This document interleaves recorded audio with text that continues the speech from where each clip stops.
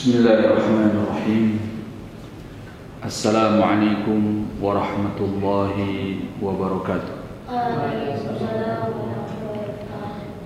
Alhamdulillah hamdan katsiran tayyiban mubarakan fihi kama yuhibbu rabbuna wa yarda. أشهد أن لا إله إلا الله وحده لا شريك له وأشهد أن محمدا عبده ورسوله صلى الله عليه وعلى آله وأصحابه ومن اتبع هداه إلى يوم الدين أما بعد فأخواني الكرام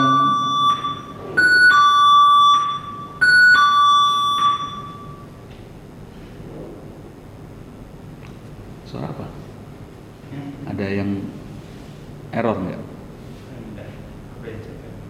Enggak.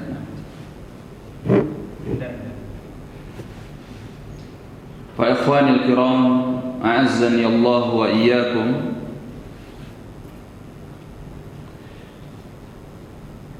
Alhamdulillah, pada kesempatan kali ini Allah Subhanahu wa taala memperkenankan kita untuk senantiasa belajar tentang ilmu agamanya. Kita akan memasuki bulan suci Ramadan. Sore nanti setelah maghrib kita akan mendengarkan pengumuman dari pemerintah apakah kita akan satu Ramadan pada hari Senin atau hari Selasa. Artinya bahwa kita sudah harus bersiap-siap untuk bulan suci Ramadan. Hal yang sangat merugi bagi seorang muslim bila dia tidak mampu memanfaatkan bulan suci Ramadan untuk benar-benar mendekatkan diri dan juga beribadah kepada Allah Subhanahu wa ta'ala. Orang yang tidak mampu semakin dekat dan memperbanyak ibadah kepada Allah di bulan suci Ramadan, bisa dipastikan bahwa di luar bulan suci Ramadan dia adalah orang yang semakin jauh dari Allah. Ya, bagaimana tidak? Bulan suci Ramadan itu bahkan suasananya, nuansanya dibuat oleh Allah sedemikian sakral dan suci. Sampai dikatakan oleh Nabi sallallahu alaihi wasallam, "Idza kana awwalu lailatin min Ramadan," apabila telah masuk awal malam dari bulan suci Ramadan, ghulliqat abwabun nar, semua pintu api neraka itu ditutup oleh Allah. Walam yuftah minha babun, dan tidak ada satu pintu pun yang dibuka oleh Allah. Wa futtihat abwabul jannah, dan dibukakan semua pintu-pintu surga.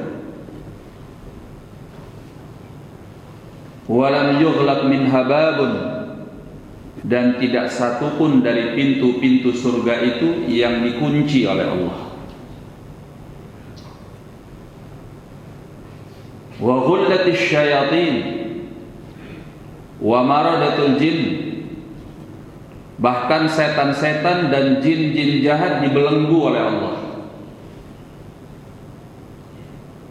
Ini suasana yang memang dikondisikan oleh Allah untuk mendukung ibadah kepadanya, agar umat Islam semakin mendekatkan diri kepada Allah, berpikir tentang akhiratnya, dan meninggalkan sejenak mengenai urusan-urusan dunianya. Tidak ada bulan yang seperti ini. Maka dikatakan oleh beliau, wa yunadi munadin minas sama, maka akan ada penyeru dari atas langit sana yang menyuarakan, ya baghil khairi aqbil, wahai orang-orang yang menginginkan kebaikan, saatnya kalian untuk menghadapkan diri. Wa ya baghil syarri amsik, wahai orang-orang yang selalu menginginkan kejelekan, tahan dirimu dari kejelekan itu. Kemudian kata beliau, walillahi utaqa'u minan nar wa dzalika kulla lailah. Di setiap malam dari malam-malam bulan suci Ramadan ada orang-orang yang Allah merdekakan dari api nerakanya. Adakah bulan lain selain bulan suci Ramadan yang dikondisikan oleh Allah suasananya sedemikian sakral dan suci? Nggak ada. Tujuannya apa? Agar kita bisa melupakan urusan-urusan dunia ini di bulan suci Ramadan, fokus untuk akhirat. Saatnya untuk kita berbekal sebelum dihisab oleh Allah Subhanahu wa ta'ala. Oleh karena itu, barang siapa yang di bulan suci Ramadan ini tidak mampu memerdekakan dirinya dari api neraka Allah dengan tidak mendapatkan ampunan Allah, maka pantaslah dia didoakan kecelakaan oleh malaikat Jibril dan diaminkan oleh Nabi kita Muhammad sallallahu alaihi wasallam. Malaikat Jibril mengatakan, raghima anfumri'in, celakalah seseorang, dakhala alaihi syahru Ramadan, yang masuk kepadanya bulan suci Ramadan, thumma kharaja minhu, kemudian dia keluar dari bulan suci Ramadan itu, falam yughfarlah, sementara dosa-dosanya tidak diampuni oleh Allah Subhanahu wa ta'ala. Qul amin, wahai Muhammad, ucapkan amin. Faqultu amin, maka Nabi sallallahu alaihi wasallam mengatakan amin. Apa artinya amin? Allahumma stajib, ya Allah kabulkanlah doa ini. Sehingga inilah saatnya untuk kita kembali kepada Allah, bertaubat, membekali diri dengan ibadah kepadanya.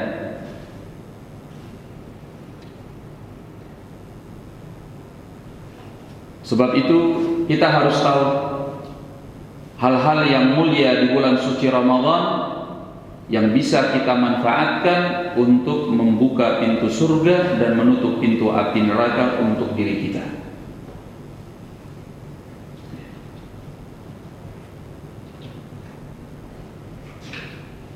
Di antara amalan yang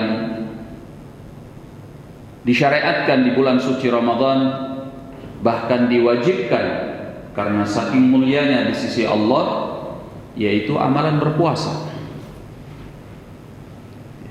Ya ayyuhalladzina amanu kutiba alaikumus shiyam kama kutiba alal ladzina min qablikum la'allakum tattaqun. Wahai orang-orang yang beriman, diwajibkan atas kalian berpuasa sebagaimana diwajibkan atas orang-orang yang sebelum kalian. Apa tujuannya? La'allakum tattaqun, mudah-mudahan kalian bertakwa dengan puasa tersebut.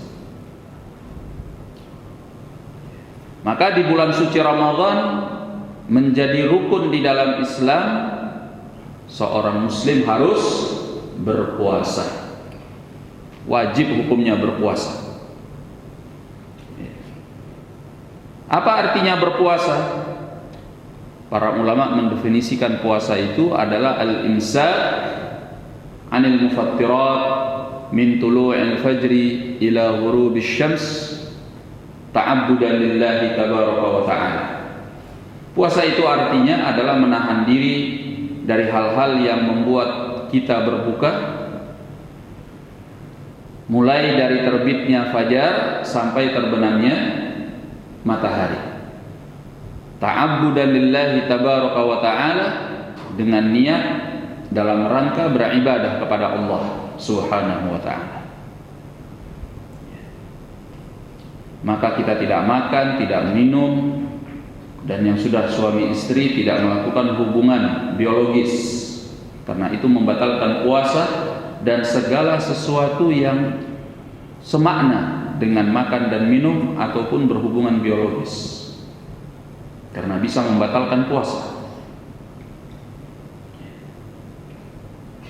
Dan ini adalah amalan mulia. Allah ingin mengajari kita dengan amalan puasa itu bukan hanya sekedar mendapatkan rasa lapar dan haus. Kita belajar meninggalkan makan dan minum serta hubungan biologis suami istri, maksudnya agar kita bisa mengendalikan syahwat dan hawa nafsu. Karena sumber syahwat dan hawa nafsu itu adalah perut yang kenyang, perut yang penuh. Perut yang kenyang dengan makanan dan minuman itu adalah sumber darah manusia. Dari darah tersebut kita mendapatkan energi. Maka syaitan menyelinap di aliran darah kita untuk memanfaatkan energi kita di dalam kejelekan dan keburukan, di dalam maksiat kepada Allah. Nabi mengatakan inna syaitana yajri min ibni Adam majrad dam. Syaitan itu mengalir pada aliran darah anak Adam. Maka dengan berpuasa kita menahan sumber yang digunakan oleh syaitan untuk kejelekan dan keburukan pada diri kita.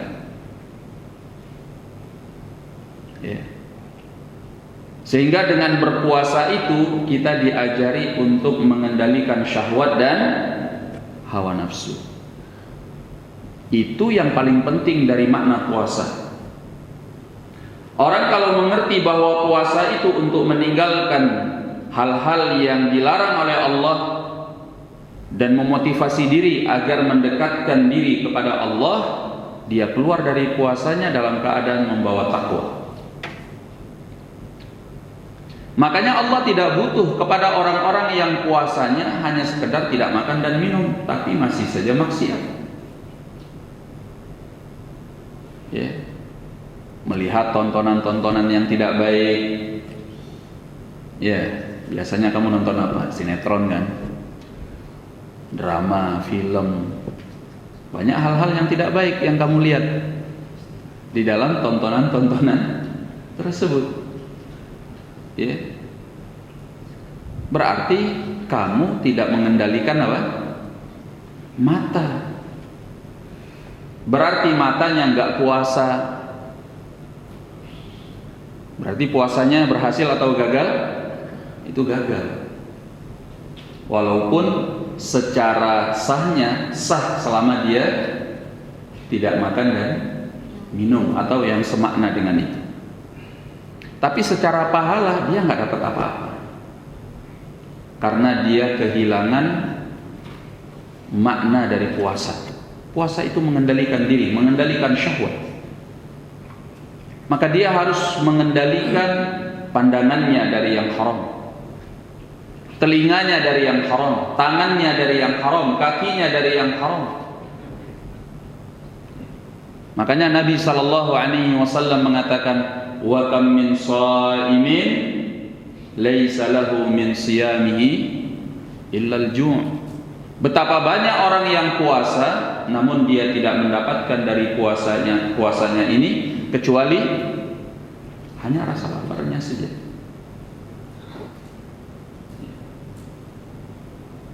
Dan beliau alaihi salatu wassalam mengatakan, man lam yada' qaula zur wal 'amala bihi Barang siapa yang tidak meninggalkan ucapan buruk dan perbuatan yang buruk, falaisa lillahi hajah, Allah tidak butuh min ayyada'a ta'amahu wa syarabah.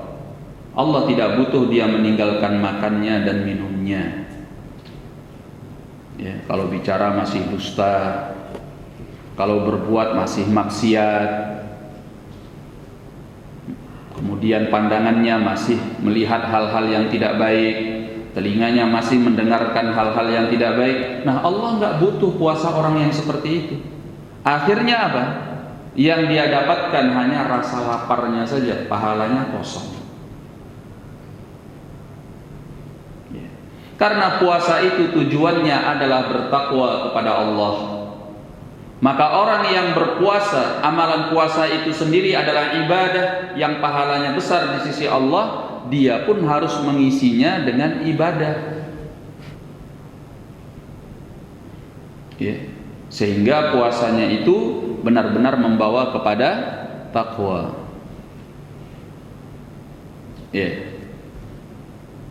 Nabi SAW dalam hadis Abi Hurairah radhiyallahu an menyatakan, man shama ramadhana imanan wa ihtisaban ghufira lahu ma taqaddama min dhanbi.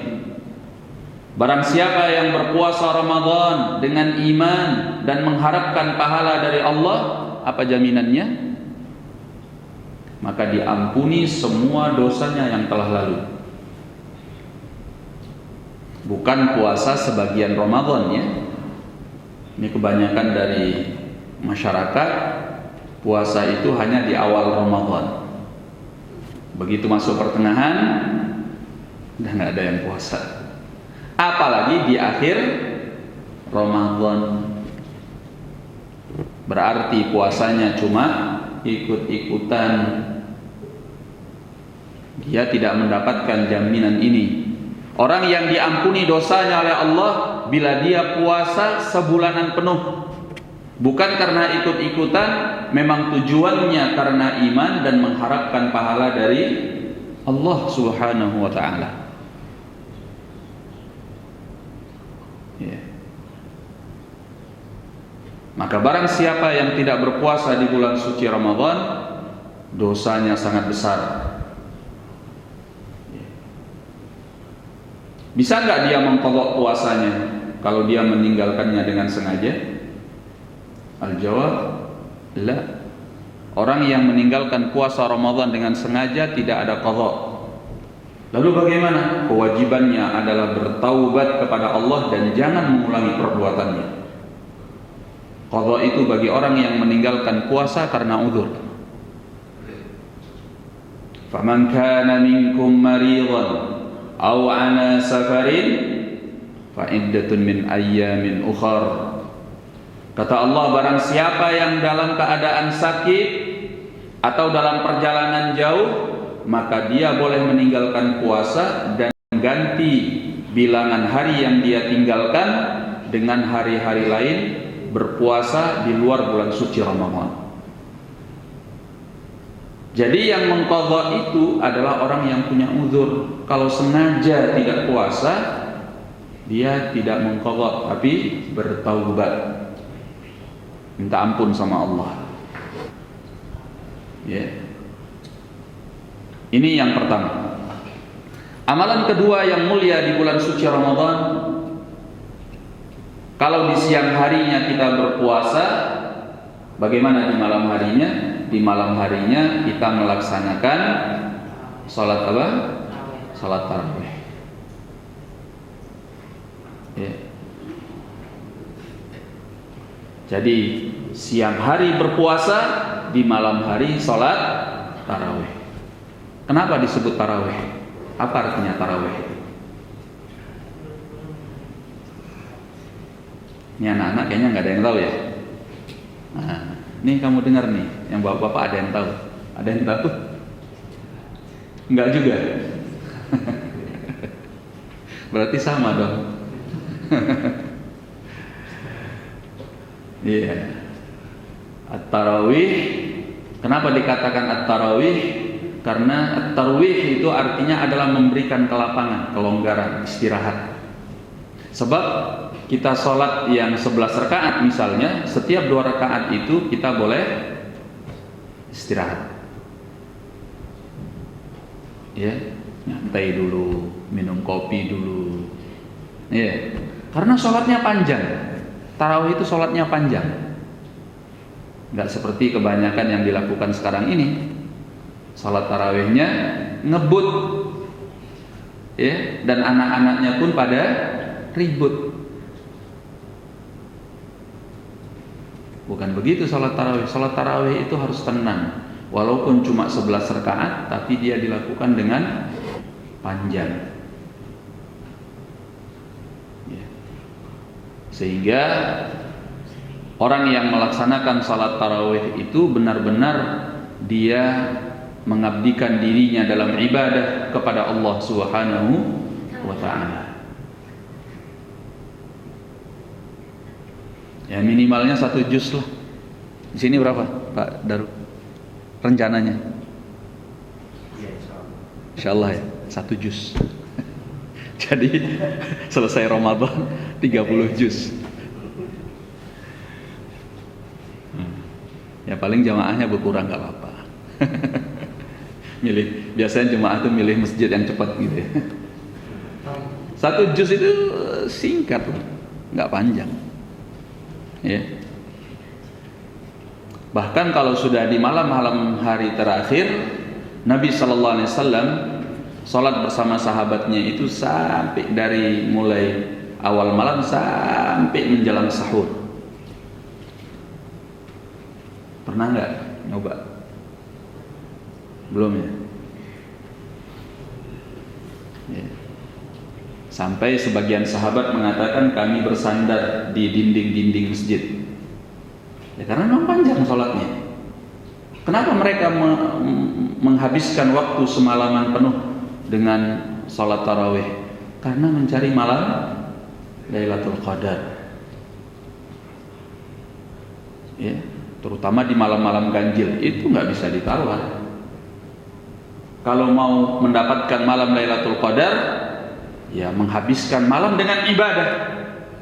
Cara yang terbaik sholat. Sholat apa? Sholat tarawih. Nah kalau sekarang nggak ada yang sholat tarawihnya panjang, ya sudah, mungkin bisa diisi dengan baca Quran, zikir, doa. Pokoknya semalaman penuh jangan tidur. Karena nilai ibadah di malam Lailatul Qadar berapa nilainya?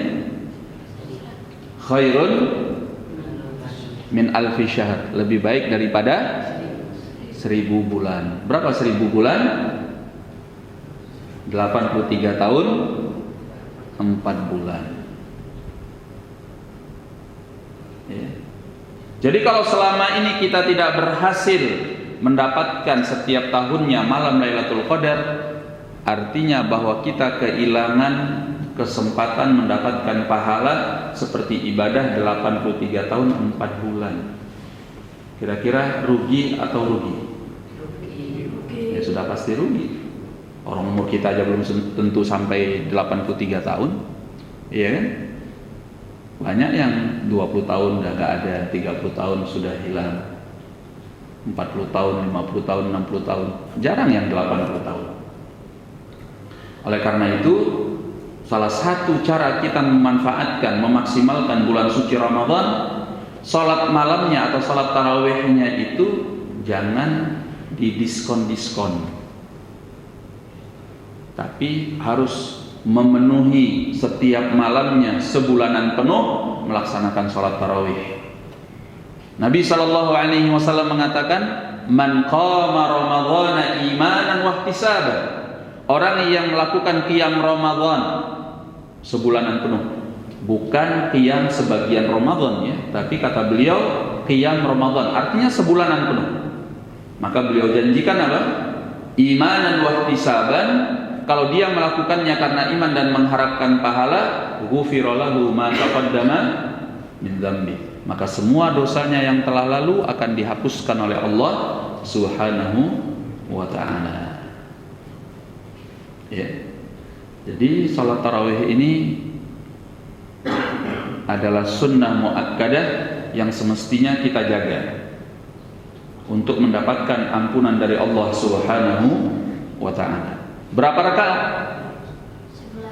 11. Boleh 11, boleh 13 kalau mau ditambahkan dengan 2 rakaat yang ringan sebagai pembukaan. Ya, jadi kalau dijumlah semuanya 13.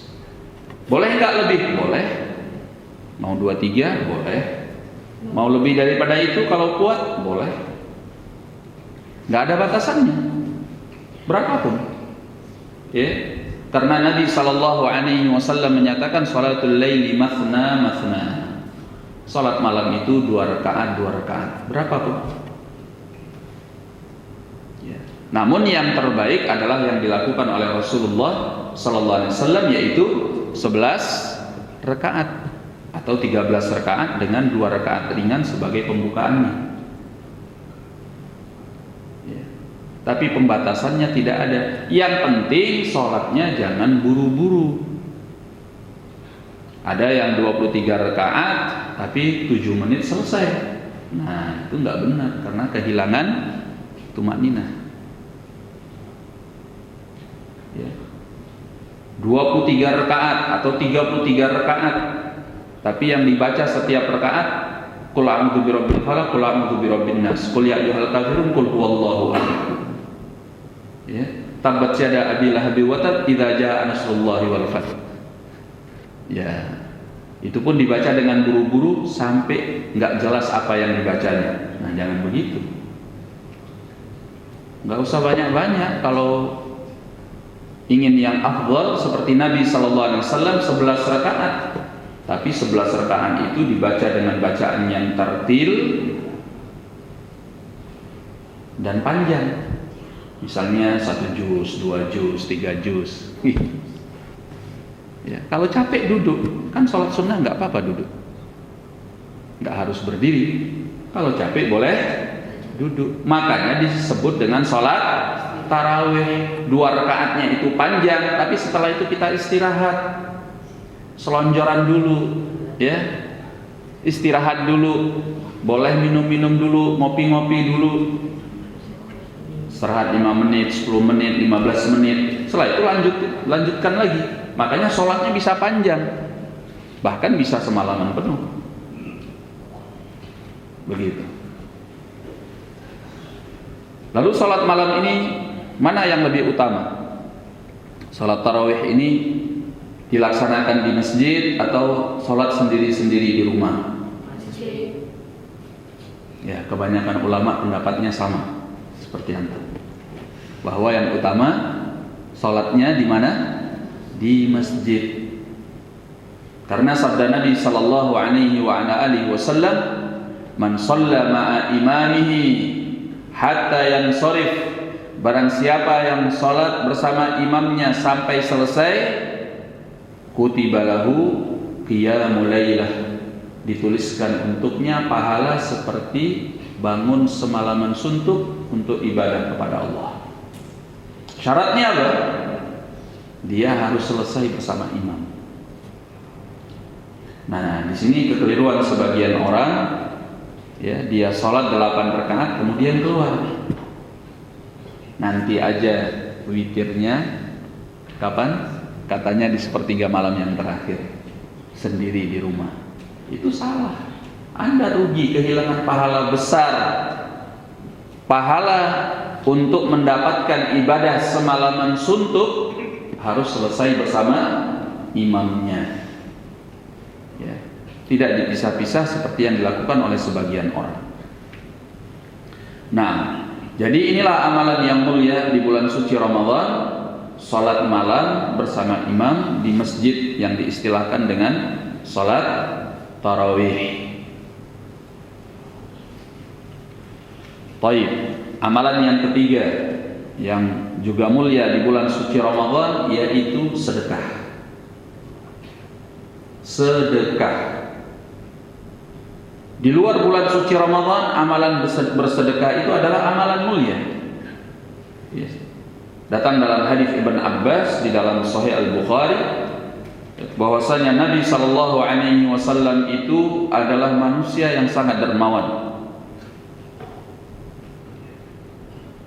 Dan dikatakan oleh Ibn Abbas, dan yang paling dermawan ketika Nabi SAW berada di bulan suci Ramadan. Karena saking dermawannya beliau di bulan suci Ramadan, digambarkan karrihil mursalah. Beliau itu ibarat angin yang berhembus kencang. Jadi betul-betul dermawan di bulan suci Ramadan, nggak pakai mikir sedekahnya, gelondongan, keluar. Karena ini saat yang mulia. Kalau ingin pahalanya dilipat gandakan oleh Allah, ya di bulan suci Ramadan. Makanya Nabi, beliau dermawan, tapi paling dermawan di bulan suci Ramadan. Nah, ini ada amalan mulia, termasuk dari sedekah di bulan suci Ramadan, yang kalau bisa jangan kita tinggalkan. Ini kesempatan mengambil pahalanya yang sebesar-besarnya di sisi Allah. Apa itu? Sedekah dengan memberi perbukaan kepada orang yang berpuasa. Ya. Apa pahalanya? Nah, belum tahu kan? Pahalanya apa? Pahalanya itu luar biasa. Mari kita lihat apa yang dikatakan oleh Nabi Sallallahu Alaihi Wasallam mengenai orang yang mempersiapkan perbukaan puasa bagi orang yang berpuasa. Datang di dalam hadis Salman Al-Farisi, Nabi Sallallahu Alaihi Wasallam mengatakan, "Man fattara fihi sha'iman." Barang siapa yang memberi perbukaan kepada orang yang berpuasa, kana maghfiratan lidzunubi. Ya. Amalan ini bisa menjadi penghapus perbuatan-perbuatan dosanya. Satu. Kemudian wa itqu raqabatihi minan nar. Wa itqu raqabatihi minan nar. Yang kedua, itu menjadi kesempatan dia membebaskan dirinya dari api neraka. Memerdekakan dirinya dari api neraka. Yang kedua, yang ketiga, wa kana lahu mithlu ajrihi min ghairi an yanqusa min ajrihi syai'. Yang ketiga, dia mendapatkan pahala seperti pahala orang yang dia beri perbukaannya tersebut. Dapat pahala puasa. Bayangkan kalau dia memberi perbukaan kepada satu orang, berarti kan pahala dia hari itu double. Dia sendiri puasa, orang yang dia beri perbukaan puasa, dia dapat 2. Kalau 1 orang, kalau 2 orang, kalau 10 orang, kalau 15 orang, 20 orang, 100 orang. Bayangkan, setiap orang yang dia beri perbukaannya, pahala puasanya dia dapat, tanpa mengurangi pahala puasa orang yang berpuasa tersebut. Ya, ini cara cerdas untuk mengumpulkan pahala tanpa capek. Cukup dengan memberi perbukaan. Ya. Sudah berapa kemuliaannya? 3. Pertama, menjadi sarana untuk pengampunan dosa. Yang kedua, kesempatan untuk memerdekakan dirinya dari api neraka Allah. Yang ketiga, bahwa dia mendapatkan pahala seperti pahala orang yang berpuasa tersebut. Nah, sekarang mungkin kita berpikir, Ustaz, nggak punya dananya saya kalau mau memberi perbukaan kepada orang yang puasa. Ya. Nah, ini ditanyakan oleh sahabat kepada Rasulullah, ya Rasulullah, laisa kulluna yajidu ma yufattiru bihi shaim. Ya Rasulullah, tidak semua kita punya dana, punya sesuatu yang dia bisa gunakan untuk memberi perbukaan kepada orang yang berpuasa. Ya. Apa kata Nabi SAW? Kalau begitu kalian buat donasi. Enggak. Untuk masalah ini ada solusi dari Rasulullah Sallallahu Alaihi Wasallam. Apa kata beliau? Yu'tillahu hadzal thawab. Ya, pahala yang begitu besar ini Allah berikan liman fattara shaiman, bagi orang yang memberi perbukaan kepada yang berpuasa, ala madzaqati labanin, walaupun hanya dengan seteguk susu murni, kambing, sapi, Ya, au tamratin, atau hanya dengan sebiji kurma, au syurbati ma'in, atau dengan seteguk air putih. Ya. Jadi nggak muluk-muluk, amalannya ini mudah, tapi pahalanya Masya Allah besar sekali. Kalau kita tahu pahala yang seperti ini, ngapain memberi kesempatan kepada orang-orang yang donasi? Kita aja donasi. Toh amalannya mudah. Berbuka puasa itu bukan harus ada kolaknya, gorengannya, kemudian apalagi lontongnya, opornya. Waduh, berapa biayanya? Jadi cukup walaupun kita hanya menyediakan untuk air gelas minumnya. Apa aqua gelas itu? Ya, yang seperti itu. Saya hanya bisa menyediakan aqua gelas seperti itu. Itu sudah dianggap memberi perbukaan kepada orang yang berpuasa. Pahalanya seperti tadi, nggak akan berkurang. Atau cuma mampu menyediakan kurma. Saya cuma bisa andil untuk satu orang 1 biji kurma. Ya nggak apa-apa. Fadhal ya akhi, fadhal. Dia berbuka dengan kurma kita. Kita mendapatkan pahala seperti yang sudah dijanjikan oleh Rasulullah Sallallahu Alaihi Wasallam. Ternyata sederhana. Karena berbuka puasa itu kan hanya sekedar melepaskan puasa kita dengan meneguk air putih atau makan dengan beberapa biji kurma. Nggak mesti harus seperti kebiasaan orang Indonesia yang segalanya dimakan kalau berbuka, kayak orang balas dendam, ya kan? Nggak mesti begitu berbuka puasa. Cukup dengan seteguk air, kemudian beberapa biji kurma. Ya sudah cukup. Baik, yang penting kita punya andil membuat orang berbuka dari puasanya, maka pahalanya sama, tidak dikurangi sedikit pun.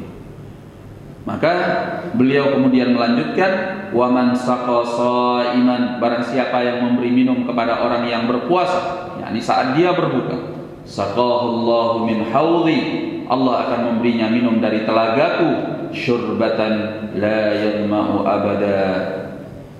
Allah akan memberinya minum dari telagaku yang dia tidak akan pernah haus setelahnya, hatta yadkhulal jannah, sampai dia masuk surga. Bayangkan, kepingin nggak minum dari telaganya Nabi Sallallahu Alaihi Wasallam?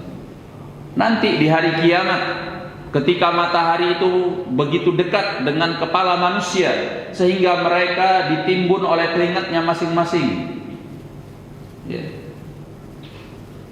Di padang hari kiamat tersedia telaga Rasulullah Sallallahu Alaihi Wasallam. Tidak sembarang orang bisa minum. Salah satu orang yang bisa minum dari telaga itu adalah orang yang memberi minum kepada orang yang berpuasa ketika berbuka. Ya. Maka dia tidak akan pernah haus sampai dia masuk ke dalam surga Allah Subhanahu wa Ta'ala. Oleh karena itu, maka ini amalan mulia yang bisa dihidupkan di tengah-tengah kita, sehingga kebiasaan menanti dana iftar dari Saudi Arabia itu mending ditinggalkan deh. Kita bisa antara kita aja ngumpulin, ya, supaya jemaah ini dapat pahala yang besar. Toh amalannya juga nggak sulit. Berapa sih harganya aqua gelas sama kurma? Kan yang penting perbukaannya. Kalau mau ditambah makan malamnya, nah itu cerita lain. Yang penting perbukaannya. Karena itu pahalanya yang besar. Yang makan malamnya tadi itu ya tetap berpahala, tapi tidak sebesar memberikan perbukaan. Ya kalau kita mampu lebih memberikan sesuatu yang lebih enak, lebih bagus bagi yang berbuka, ya tentunya lebih afdal. Tapi kalau nggak mampu, Nabi Sallallahu Alaihi Wasallam mengatakan walaupun dengan seteguk air putih, walaupun hanya dengan sebiji kurma. Nah ini amalan yang jangan sampai kita lewatkan dari bulan suci Ramadan. Ya.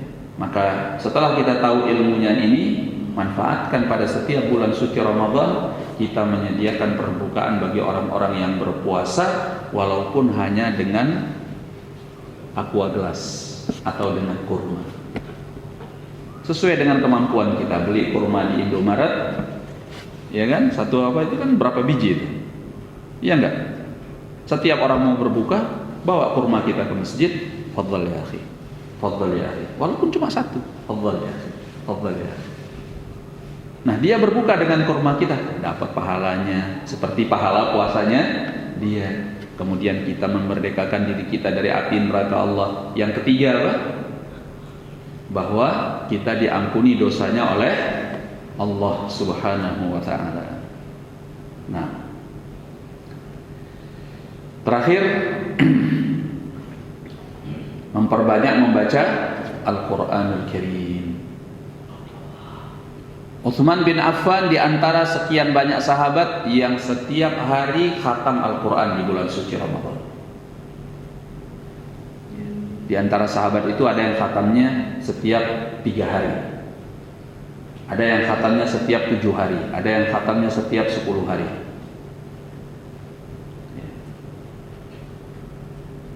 Karena bulan suci Ramadan adalah bulan Al-Quran untuk dikhatamkan. Bahkan semacam Sufyan Ats-Tsauri dan juga Az-Zuhri, mereka meninggalkan kegiatan ilmu yang lain dan fokus di bulan suci Ramadan membaca Al-Quran dan mengkhatamkannya.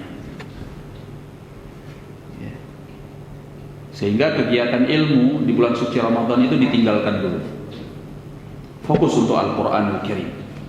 Nabi khatam Al-Quran, bermudarasah Al-Quran di bulan suci Ramadan bersama malaikat Jibril. Beliau berhasil 2 kali khatam, mempelajari, memudarasah Al-Quran di bulan suci Ramadan bersama Jibril 2 kali khatam.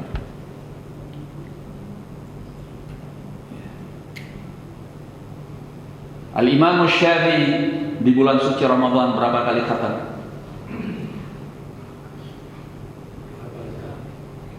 60 kali khatam. Artinya bahwa setiap hari 2 kali khatam.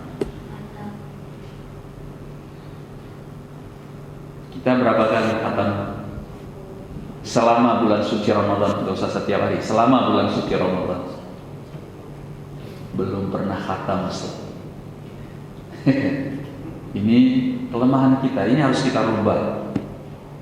Selemah-lemahnya kita, sejelek-jeleknya iman kita, karena masih sibuk dengan dunia di bulan suci Ramadan, ya paling enggak sekalilah khatamnya.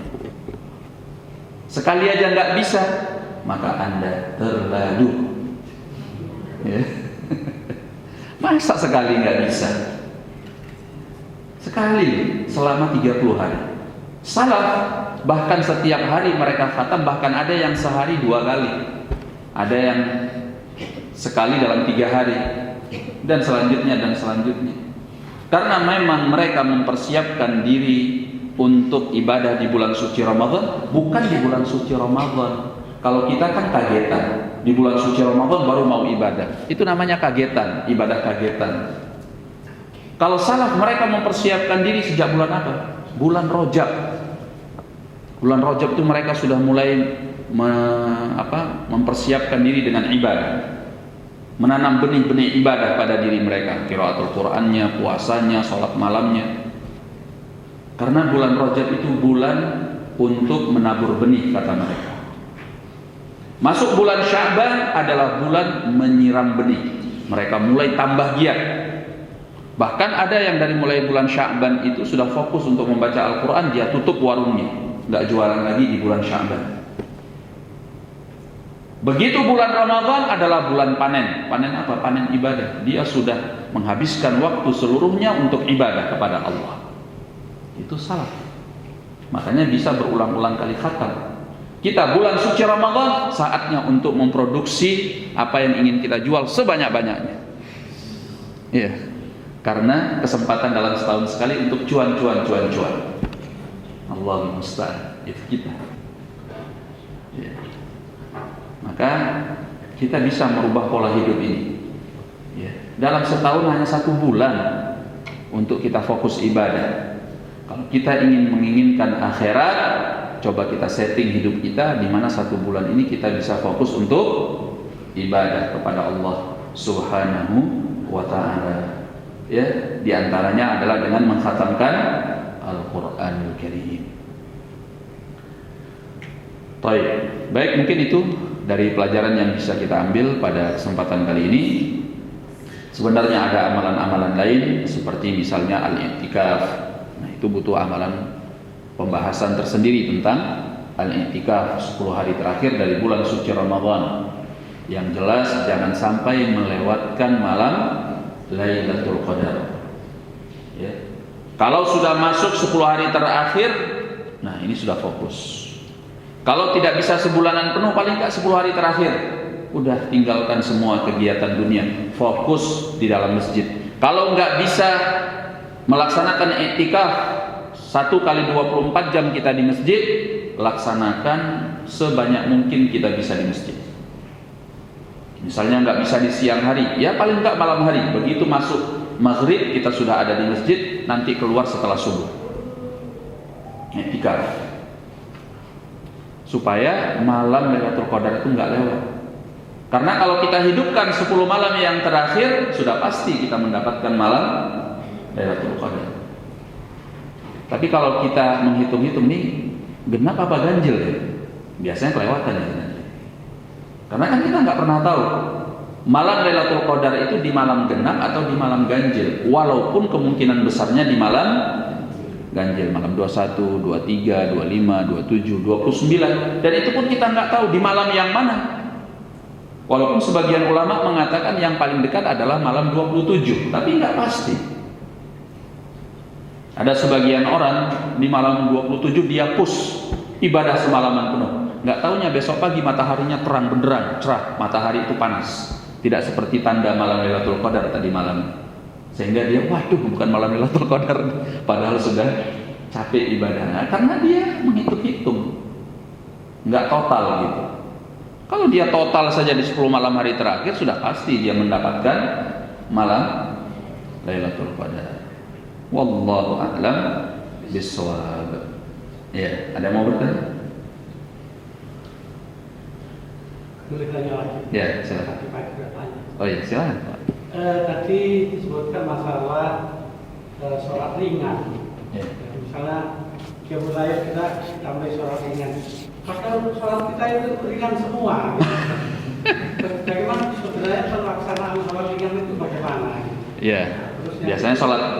Yang kedua, karena di kota ini sudah sadar sodakoh sudah tinggi. Bagaimana kalau kita titip ke daerah di keluarga ini turun berikan ini misalnya kurma atau air mineral untuk 1 bulan untuk yang berpuasa, itu apakah sama dengan kita beri? Terima kasih. Baik, dikatakan sholat ringan karena biasanya yang dibaca itu surat-surat pendek di 2 rakaat yang pertama itu. Ya, awalnya dibaca surat Al-Kafirun, yang keduanya dibaca surat Al-Ikhlas. Memang pendek, ringkas. Makanya di rakaat yang berikutnya biasanya kebiasaan orang-orang terdahulu memang sholatnya panjang, karena yang dibaca surat-surat yang lebih panjang setelah itu. Karena mereka menghabiskan waktu untuk sholat. Ya, seperti Nabi SAW, kan kita tahu bagaimana sholat malamnya Nabi. Ya, 1 rakaat itu yang dibaca apa? Surat Al-Baqarah, kemudian lanjut ke An-Nisa, kemudian lanjut ke Ali Imran. Hah? Ya, Al-Baqarah dulu, kemudian baru An-Nisa, kemudian baru Ali Imran. Memang begitu urutan-urutannya yang disebutkan di dalam hadis. Sehingga sahabat yang mengikuti beliau, yang lebih muda dari beliau, hampir mau duduk karena panjangnya salat Rasulullah Sallallahu Alaihi Wasallam. Tapi nggak enak karena nabinya nggak duduk. Tapi salat sunnah itu boleh duduk memang. Jadi akhwani, nah ini yang harus kita biasakan. Ya, walaupun kita nggak mampu sepanjang itu ya. Nabi memang luar biasa ibadahnya. Begitu juga orang-orang terdahulu yang mengikuti sunnah beliau. Nah, paling tidak kita ya jangan keterlaluan lah. Makanya saya katakan tadi usul 1 juz gitu. Lumayan tuh 1 juz ya kan. Nah, kira-kira berapa lama tuh sholatnya kalau 1 juz? Ya bisa 45 menit. Kalaupun cepat bacaannya bisa setengah jam. Setengah jam itu cukup. Ya, paling 45 menit. Kalau semakin Ramadannya sudah masuk pekan kedua, pekan ketiga, semakin ditambah bacaannya. Artinya dalam sholat malam itu kalau bisa 2 juz, 3 juz, wah itu lumayan tuh, Masya Allah. Cuma siapa yang mau mengamalkannya pada hari ini? Karena jauhnya kita dari tuntunan agama. Yang sudah tahu sunnah pun masih belum mau mengamalkan ini. Ya mungkin kebiasaannya harus dirubah. Begitu. Wallahu a'lam. Adapun yang kedua, tidak mengapa untuk di luar daerah, karena memang tidak ada syarat harus di daerahnya. Sehingga kalau dia ingin memberikan perbukaan di luar daerah, tidak ada masalah. Yang penting memberi perbukaan kepada orang yang berpuasa. Nah ini yang harus dihindari nih, bocah-bocah kayak gini, nggak puasa tapi ngambil jatah perbukaan orang puasa, ya enggak? Ya biar orang yang puasa dulu yang ngambil perbukaannya, baru nanti anak-anak, ya kan? Karena yang memberikan sumbangan untuk orang yang berpuasa. Baik. Assalamualaikum warahmatullahi wabarakatuh. Apakah Ustadz izin bertanya?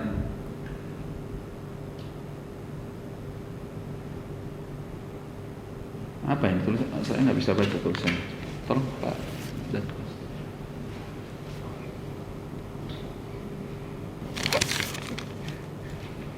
Tulisannya memang agak kecil-kecil.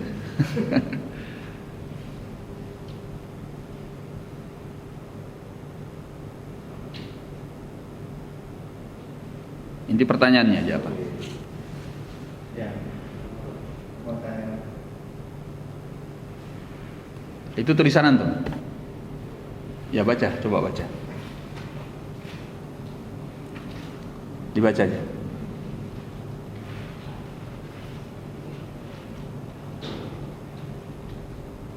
Baca.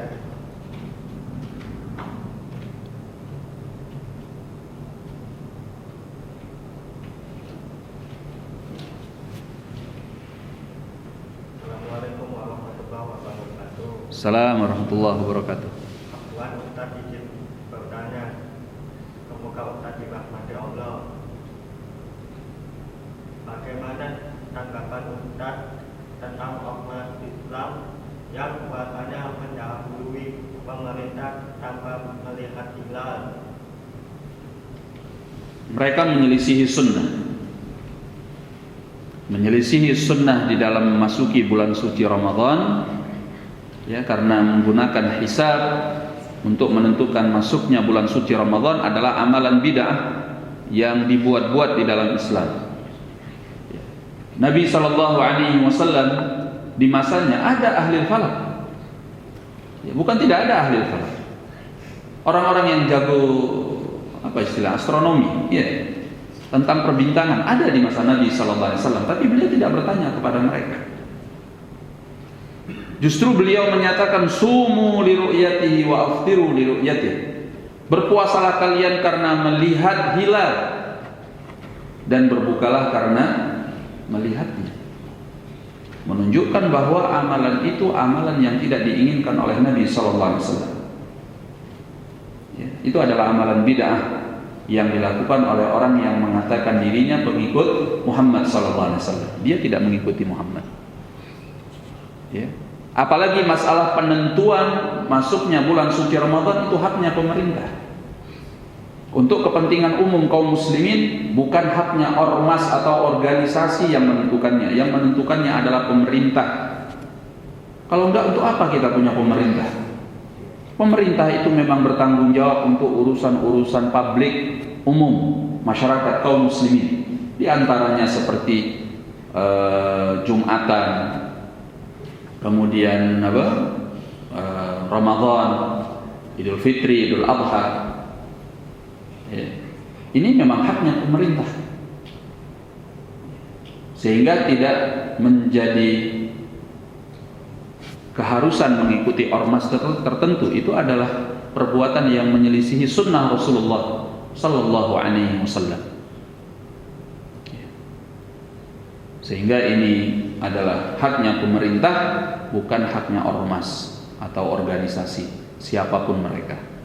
Apalagi menentukannya dengan hisab yang bid'ah, yang tidak diajarkan oleh Nabi sallallahu alaihi wasallam. Memang aneh sih.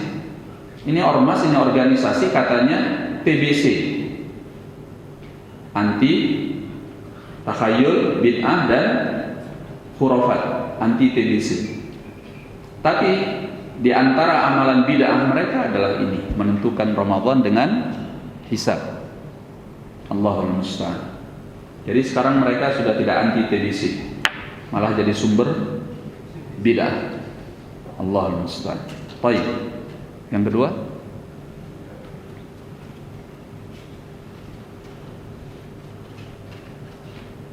Assalamualaikum warahmatullahi wabarakatuh. Ahmad Ustaz izin bertanya. Salam. Semoga Ustaz dirahmati Allah. anta rahimakallah. Masjid Anas setiap tahun selama bulan Ramadan mengajarkan sholat tarawih. Waktu yang dibutuhkan untuk menyelesaikan sholat tarawih dengan 11 rakaat adalah 25 menit. Apakah ini waktu yang terlalu cepat atau normal?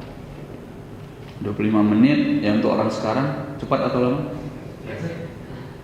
Ya sudah dianggap lama kalau orang sekarang. Ya.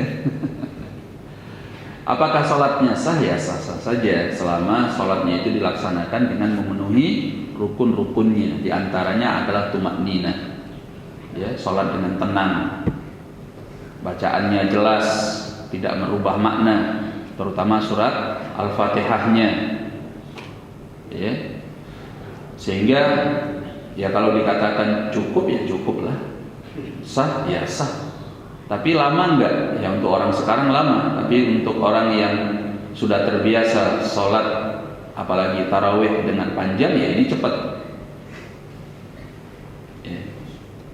Sehingga ya bagi kita yang sudah mengerti sunnah, mau sholat tarawih pilih masjid-masjid ahlus sunnah yang mengamalkan sholat tarawih itu sesuai dengan sunnah Rasulullah sallallahu alaihi wasallam. Nah, di sini ada salat tarawih. Masya Allah. Ya, mudah-mudahan pada bulan suci Ramadan kali ini kita bisa benar-benar memanfaatkannya dengan maksimal dan keluar dari bulan suci Ramadan dalam keadaan membawa takwa kepada Allah Subhanahu wa ta'ala. Nah, ada pertanyaan lain? Baik, kalau tidak ada kita cukupkan dulu.